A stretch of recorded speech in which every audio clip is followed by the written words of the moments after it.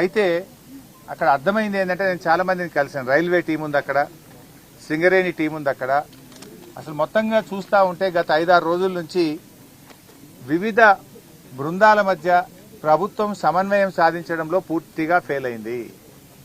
Like NDRF ఉంది, navy teams ఉన్నాయి, railway teams ఉన్నాయి, సింగరేణి టీమ్స్ ఉంది, ర్యాట్ హోల్ మైనర్స్ వచ్చారు, geological survey of India team వచ్చింది, హైడ్రా టీం వచ్చింది, ఎల్ఎన్టీ టీం వచ్చింది. Like that so many teams have come. ఇంతమంది మధ్యలో అసలు ఎవరు ఏం పని చేయాలి, హౌ టు గో ఫార్వర్డ్ అనే విషయంలో డైరెక్షన్ లిస్ట్ లో ఉన్నారు అందరు. ఒక స్పష్టమైన డైరెక్షన్ లేదు. 6 రోజుల వరకు డైరెక్షన్ ఇవ్వకుండా ప్రభుత్వం ఉంటుందండి? 6 రోజుల వరకు కూడా మీరు డైరెక్షన్ ఇవ్వకపోతే లోపల ఉన్న వాళ్ళ ప్రాణాలు ఏమైతాయి? అసలు ఏ రకంగా ముందుకు పోవాలని నిర్ణయం తీసుకోవడానికి 6 రోజులు పట్టదా?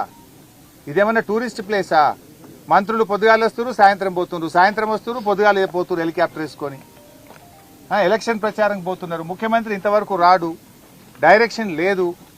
మంత్రి గారు రోజు సాయంత్రం వస్తుండు, పొద్దుగాలు వేసిపోతుండు. యాడికి పోతుండు? ఇంతకంటే ముఖ్యమైన పని ఏముంటుంది రాష్ట్రంలో? అసలు ఒక డైరెక్షన్ ఇయ్యరా మీరు? ఎలా ముందుకు పోవాలి, వాళ్ళ ప్రాణాలు కాపాడడానికి రిలీఫ్ మెజర్స్కి ఒక స్పష్టమైన ఒక విధి విధానాన్ని, ఒక డైరెక్షన్ నిర్ణయించే బాధ్యత ప్రభుత్వానికి లేదా అని నేను అడుగుతా ఉన్నా.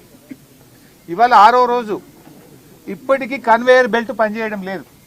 You are not able to repair the conveyor belt. 6 రోజులు పడుతుందా కన్వేయర్ బెల్ట్ రిపేర్ చేయడానికి? It's a matter of hours.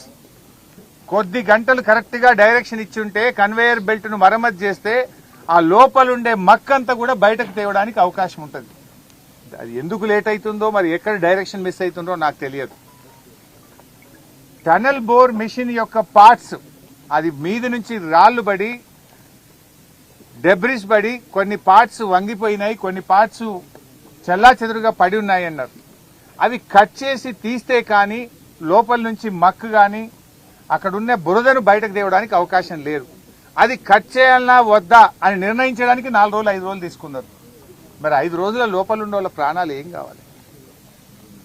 అది కట్ చేయాలని తొందరగా నిర్ణయం తీసుకొని ఫాస్ట్ గా డీవాటరింగ్ చేసి ఫాస్ట్ గా మీరు కన్వేయర్ బెల్ట్ ను ఓకే చేసి లోపలుండే మక్కునంతా either by manual or by machine by hook or కుక్ మీరు బయటకు తేవాల్సి ఉండే.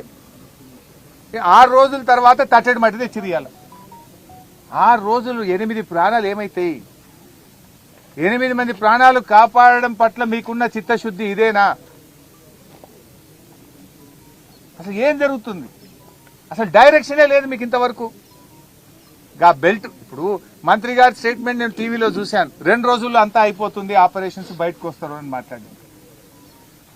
నేను అక్కడ అందరితో మాట్లాడాం. మా జగదీష్ అన్న చెప్పినట్టు లేబర్తో మాట్లాడినాం, వెల్డర్స్తో మాట్లాడినాం, జేపీ ప్రతినిధులతో మాట్లాడినాం, రాబిన్సన్ ప్రతినిధులతో మాట్లాడినాం, ఎన్డీఆర్ఎఫ్ టీంతో మాట్లాడినాం, అందరితో మాట్లాడినాం చాలా ఓపికగా.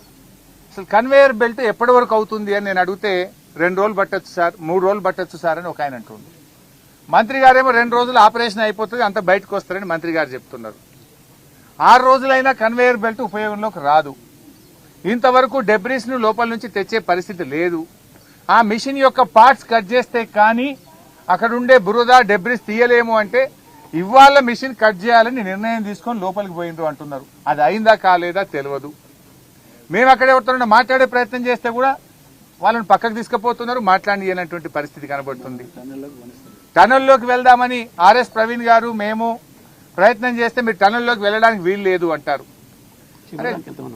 గౌరవ మంత్రులు శాసనసభ్యులు కూడా వచ్చి నిన్న పోయింది కదా, మరి వాళ్ళు శాసనసభ్యులు వేరే కాంగ్రెస్ పార్టీకి చెందిన వాళ్ళు పోయినప్పుడు గతంలో నీటిపారుదల శాఖ మంత్రిగా పనిచేశాము, వారు విద్యుత్ శాఖ మంత్రిగా పనిచేసినారు. వచ్చింది ఎవరండి? 3 ఎమ్మెల్యేలు, 5 మంత్రులు, 2 ఎమ్మెల్సీలు, బాధ్యత కలిగిన వాళ్ళమే వచ్చాం. మేము టనల్లోకి వెళ్తామంటే వెళ్ళడానికి వీల్లేదని నిరోధిస్తూ మాకు పర్మిషన్ ఇవ్వలేదు. అంటే మొత్తంగా ఒక గందరగోళమైన పరిస్థితి, ప్రభుత్వ వైఫల్యం మాత్రం కొట్టొచ్చినట్టు కనబడతా ఉంది.